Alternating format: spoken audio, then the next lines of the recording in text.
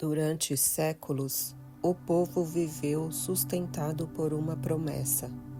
Os profetas haviam falado de renovação, de um coração transformado e de uma aliança mais profunda. A esperança não era apenas política, era espiritual. Então surge Jesus. Em um contexto comum, longe dos palácios e distante do poder religioso dominante. Ele não aparece como líder militar, nem como reformador institucional. Surge ensinando, caminhando entre pessoas simples, falando de reino de Deus como realidade próxima. A expectativa antiga começa a ganhar forma concreta. Não é a restauração de um sistema, mas o anúncio de uma vida diferente. A promessa deixa de ser apenas palavra escrita e passa a ser presença viva. É aqui que a história muda de direção. O Evangelho de João começa dizendo que o Verbo estava com Deus e era Deus. Depois, afirma que esse Verbo se fez carne. Isso altera completamente a compreensão da relação entre Deus e humanidade. A palavra que antes era transmitida por profetas, agora se manifesta em uma pessoa. Jesus não apenas ensina a lei, ele interpreta, aprofunda e revela sua intenção. Ele mostra que o centro não é o ritual, mas o coração. Ao curar, perdoar e acolher, demonstra que a verdade não é teoria distante. Ela toca a vida real. A mensagem ganha rosto, voz e ação concreta. Jesus ensina com autoridade, mas não como os líderes religiosos tradicionais. Ele não cita apenas regras. Ele fala como quem conhece a origem delas. No Sermão do Monte, registrado no Evangelho de Mateus, ele repete: "Vocês ouviram o que foi dito. Eu, porém, lhes digo, não anula a lei, mas revela sua profundidade." Não mostra que o mandamento contra o homicídio começa na ira, que o adultério começa no desejo desordenado.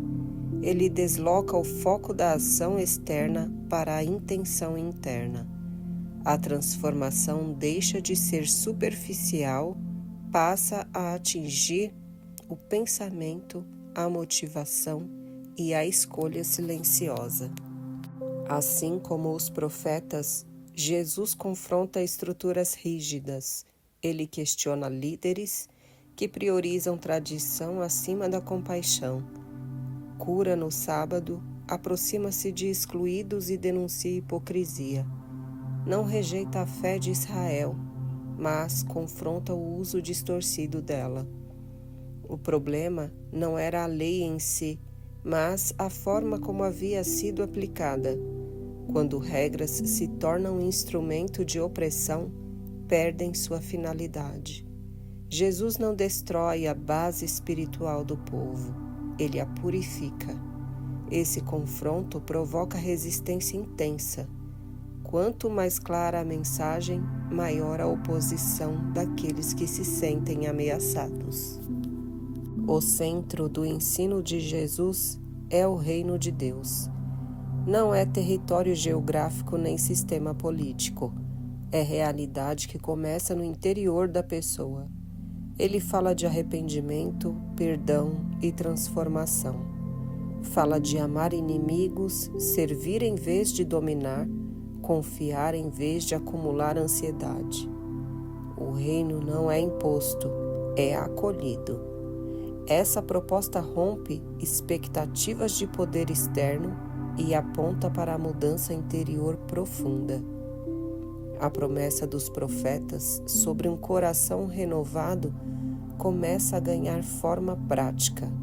A fé deixa de ser apenas espera e se torna convite concreto para viver de outra maneira. Os milagres de Jesus não eram demonstrações de espetáculo. Cada cura, cada libertação e cada restauração carregavam um significado profundo. Quando ele toca o leproso, ele rompe barreiras sociais. Quando conversa com a samaritana, ele atravessa divisões culturais. Quando perdoa pecados antes de curar um paralítico, ele mostra que a raiz do problema humano não é apenas físico, mas espiritual. Seus atos revelam que o reino de Deus não é teoria distante, mas intervenção concreta na dor humana. O poder não aparece para impressionar, mas para restaurar. A mensagem se torna visível através das ações. O que antes era prometido começa a ser experimentado. A presença de Jesus transforma ambientes, questiona estruturas e devolve dignidade às pessoas esquecidas. O reino se manifesta onde há fé, arrependimento e abertura sincera. Jesus ensina por meio de histórias simples, mas profundamente provocativas. Fala de sementes, campos, pescadores e pais que aguardam filhos. As parábolas não entregam respostas prontas. Elas convidam à reflexão. Quem escuta precisa decidir se compreende apenas a superfície ou se busca o significado mais profundo. Ao falar do filho pródigo, ele revela um pai que acolhe antes mesmo de o discurso de arrependimento terminar. Ao contar a parábola do bom samaritano, ele redefine quem é o próximo. Suas histórias quebram categorias rígidas e expõem preconceitos escondidos.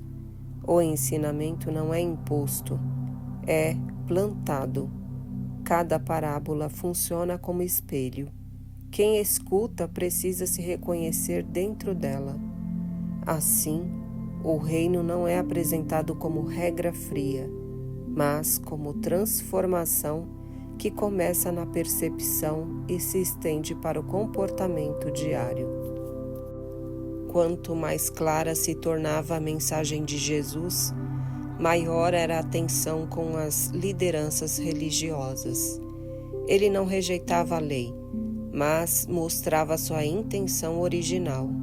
Isso expunha distorções acumuladas ao longo do tempo. Ao denunciar hipocrisia e ostentação espiritual, ele confrontava diretamente aqueles que se sentiam guardiões exclusivos da verdade. O problema não era apenas teológico, era também questão de autoridade. Se o povo começasse a segui-lo, o poder estabelecido seria abalado. O conflito não surge por acaso, surge porque a verdade desinstala. Quando alguém revela incoerências, o sistema reage. A oposição cresce, alianças políticas se formam e a decisão de silenciar Jesus começa a ser discutida. A tensão atinge um ponto que não há mais espaço para a neutralidade. A história caminha para um confronto definitivo. A prisão, o julgamento e a crucificação parecem encerrar a esperança construída. Aquele que anunciava o reino é condenado como criminoso. A cruz era símbolo de humilhação pública e derrota total. Para muitos discípulos, tudo parecia ter terminado. No entanto, a cruz não representa fracasso inesperado. Jesus já havia falado sobre entregar a própria vida. Ele transforma instrumento de morte em sinal de entrega voluntária. Ao perdoar, mesmo na dor, ele revela coerência absoluta entre ensino e ação. A violência não o faz abandonar sua mensagem. Pelo contrário, a confirma. O sistema que tentou preservar-se elimina aquilo que o confrontava, mas sem perceber que essa morte abriria caminho para algo que não poderia ser contido por estruturas humanas. No terceiro dia, o anúncio da ressurreição altera completamente o cenário. O que parecia fim torna-se início. A morte não encerra a mensagem, confirma sua autoridade. A ressurreição não é apenas milagre extraordinário, mas afirmação de que o reino não depende de poder político nem de aceitação institucional. Os discípulos, antes dispersos pelo medo, passam a testemunhar com coragem. A promessa antiga de renovação encontra seu ponto central. A vida vence a morte e a esperança deixa de ser expectativa distante. O que foi anunciado pelos profetas e vivido por Jesus agora se torna missão. A fé não gira mais em torno de um templo ou território específico. Ela se organiza em torno de uma pessoa viva e de uma mensagem que atravessa fronteiras e gera transformação interior duradoura. Depois da ressurreição, os discípulos começam a entender o que antes parecia fragmentado. As palavras sobre nova aliança deixam de ser conceito distante e passam a fazer sentido concreto. Na última ceia, Jesus já falava de um pacto estabelecido em seu sangue. Agora, com a ressurreição, esse pacto ganha confirmação. Não se trata mais de uma lei gravada em pedra, mas de uma relação sustentada por graça e transformação interior. A obediência deixa de ser tentativa de merecimento e passa a ser resposta de gratidão. A aliança não depende de sacrifícios repetidos, porque a entrega foi completa. A promessa anunciada séculos antes encontra cumprimento vivo. A fé passa a ser confiança ativa em alguém que venceu a morte e inaugurou uma forma renovada de relacionamento com Deus. Reunidos em Jerusalém, os discípulos aguardam direção. O que acontece em seguida marca o início de uma nova etapa. O Espírito Santo desce sobre eles e transforma medo em coragem. O anúncio público começa. Pessoas de diferentes regiões ouvem a mensagem e respondem. Surge uma comunidade unida não por laços étnicos, mas por fé compartilhada. Eles partilham recursos, aprendem juntos e perseveram em oração. A fé deixa de ser experiência isolada e passa a ser vivida em comunhão. A mensagem atravessa barreiras culturais e sociais. O que começou com poucos seguidores se expande rapidamente. A promessa de que o reino alcançaria muitos começa a se cumprir de maneira visível e organizada. A mensagem não permanece restrita a Jerusalém.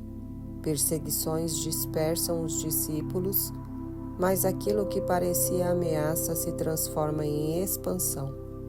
Homens e mulheres levam o ensino para outras cidades e regiões. Entre eles, destaca-se Paulo de Tarso, que antes perseguia seguidores de Jesus e se torna um dos principais anunciadores da fé.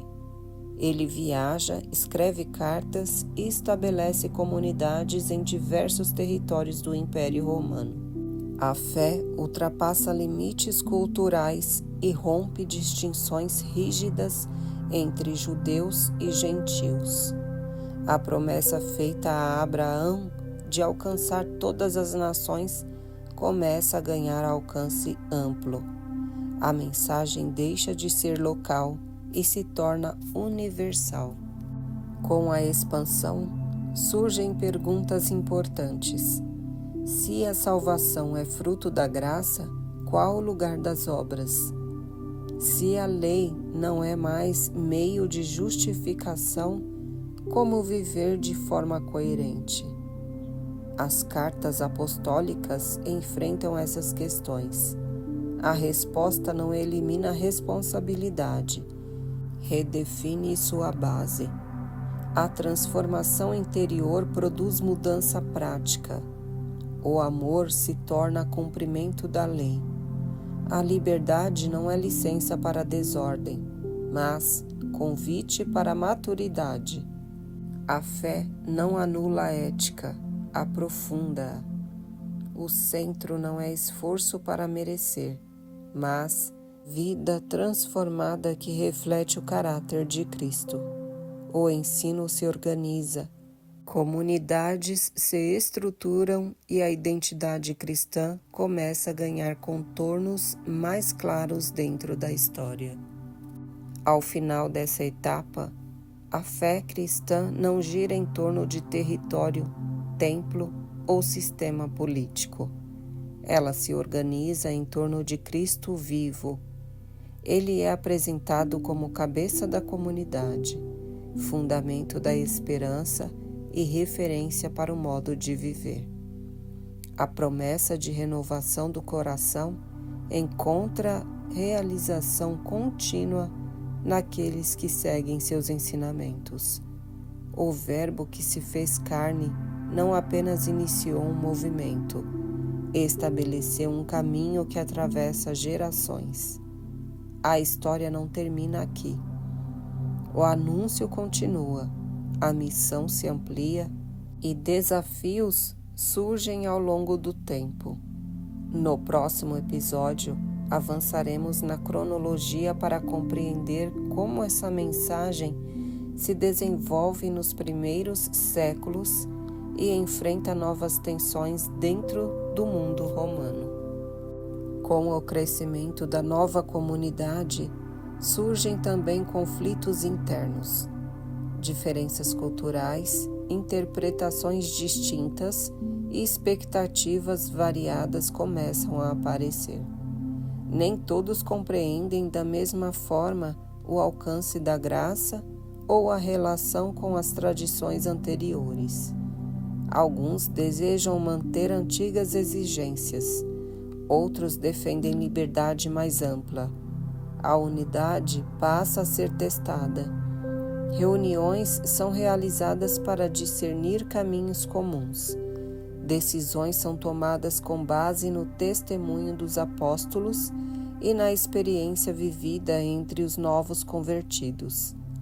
A fé amadurece ao enfrentar divergências.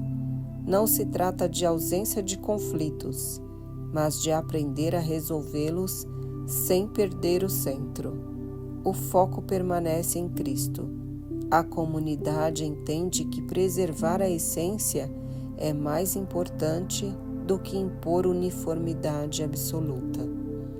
Assim, a estrutura interna se fortalece, não por evitar tensões, mas por atravessá-las com discernimento e compromisso coletivo.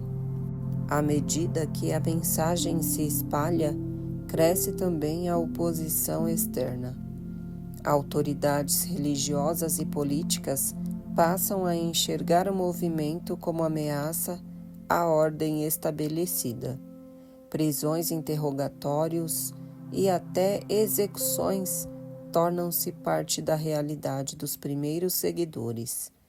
O medo poderia silenciar o anúncio, mas produz efeito contrário. A convicção na ressurreição sustenta coragem incomum. Testemunhos públicos continuam mesmo sob risco.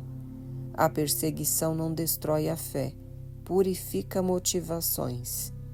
Quem permanece, permanece por convicção profunda, não por conveniência. o sofrimento passa a ser interpretado como participação na própria experiência de Cristo. A comunidade aprende que expansão não depende de confronto, mas de fidelidade. Paradoxalmente, quanto maior a pressão, maior a difusão da mensagem. O que parecia estratégia para conter o movimento torna-se instrumento involuntário de sua propagação. Cidades estratégicas tornam-se centros de difusão. Antioquia, Corinto, Éfeso e finalmente Roma recebem comunidades organizadas.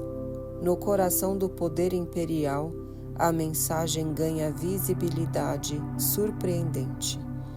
O anúncio de um Senhor ressuscitado confronta a ideia de supremacia absoluta do imperador. A fé cristã introduz uma lealdade superior, que não depende de fronteiras políticas. Essa afirmação gera tensão, mas também fascínio. Pessoas de diferentes classes sociais, escravos, comerciantes, soldados e até membros da elite, aderem à nova fé.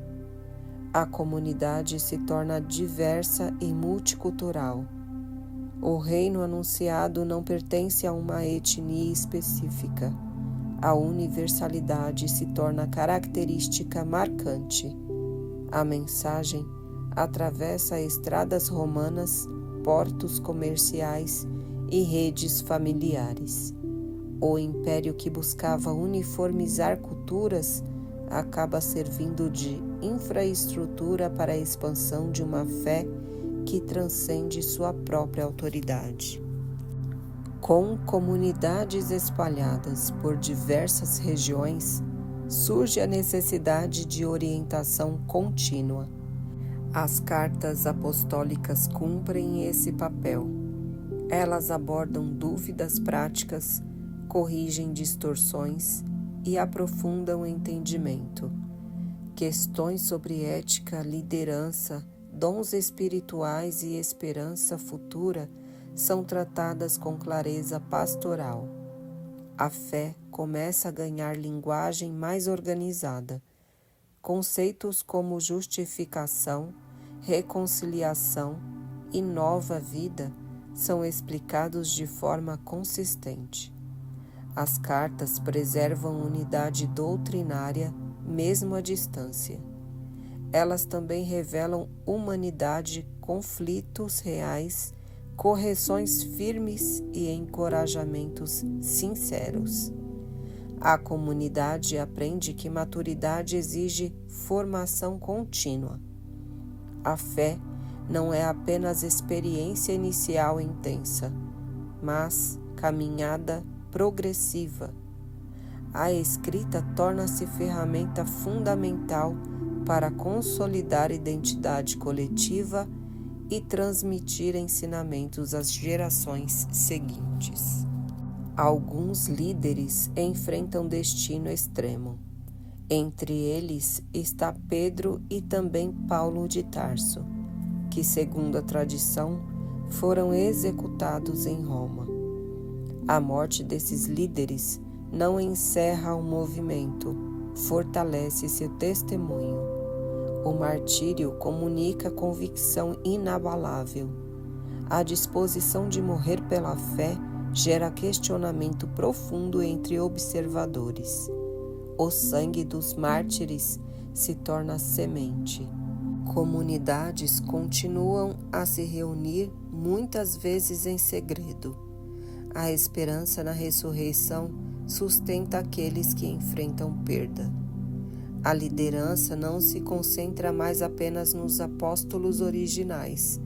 Novos líderes surgem, treinados e encorajados pela geração anterior. A fé demonstra capacidade de sobreviver à ausência de seus principais porta-vozes. O centro permanece Cristo, não figuras humanas específicas. Com o crescimento acelerado, surge também risco de distorção. Ensinos paralelos começam a circular, reinterpretando a mensagem original. Alguns negam a humanidade de Cristo, outros questionam sua divindade. A comunidade precisa discernir o que preserva a essência e o que a compromete. Líderes escrevem alertas e reforçam fundamentos.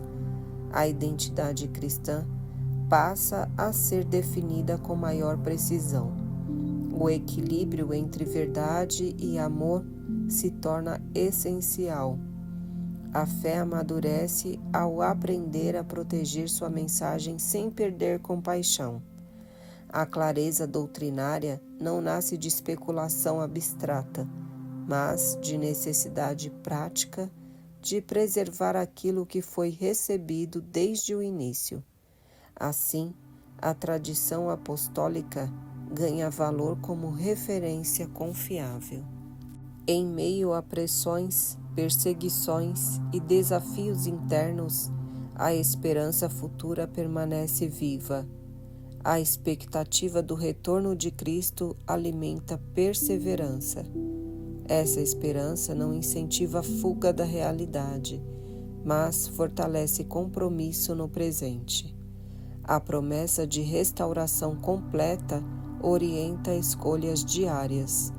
A comunidade aprende a viver entre o já inaugurado e o ainda aguardado. O reino já começou, mas ainda não foi plenamente consumado. Essa tensão gera vigilância e dedicação. A vida cotidiana ganha perspectiva eterna. O sofrimento atual é interpretado à luz da promessa futura. A esperança se torna âncora que impede desânimo definitivo. Além das pregações públicas, o testemunho cotidiano exerce influência profunda. Famílias transformadas, práticas de generosidade e cuidado com os necessitados chamam a atenção em uma sociedade marcada por hierarquias rígidas. A forma como os cristãos tratavam viúvas, órfãos e doentes contrasta com padrões comuns da época. O amor prático se torna argumento visível. Muitos são atraídos não apenas por discursos, mas por evidências concretas de transformação. A fé molda comportamento social. A ética do reino começa a impactar relações de trabalho, matrimônio e comunidade. A transformação não permanece confinada ao interior, alcança estruturas de convivência. Assim, o Verbo restaurado continua se manifestando através de vidas que refletem seu caráter. Com o passar das décadas, o que começou como pequeno grupo na Galileia torna-se movimento espalhado por vastas regiões. Perseguições alternam-se com períodos de relativa tolerância. A memória dos apóstolos é preservada. Relatos sobre Jesus circulam em forma escrita, consolidando os evangelhos. A história passa a ser registrada para que não se perca com o tempo. A fé deixa de depender exclusivamente de testemunhas oculares. Ela se fundamenta em registros e tradição viva. O movimento entra definitivamente na história humana como força cultural e espiritual significativa. O Verbo que se fez carne continua ecoando através de textos, comunidades e gerações sucessivas. O episódio não termina com encerramento definitivo, mas com continuidade. O Verbo restaurado inaugurou uma nova etapa na relação entre Deus e humanidade. A mensagem atravessou perseguições, fronteiras e culturas. Ela moldou consciências, formou comunidades e redefiniu esperança. Ainda assim, a história segue aberta. Cada geração é confrontada pela mesma pergunta central: quem é Cristo e o que fazer com a sua mensagem? A resposta não é apenas intelectual, é existencial. O anúncio iniciado na Galileia continua ressoando no presente. No próximo episódio, avançaremos para compreender como essa fé enfrenta o desafio de institucionalização e poder quando deixa de ser perseguida e passa a dialogar diretamente com estruturas imperiais.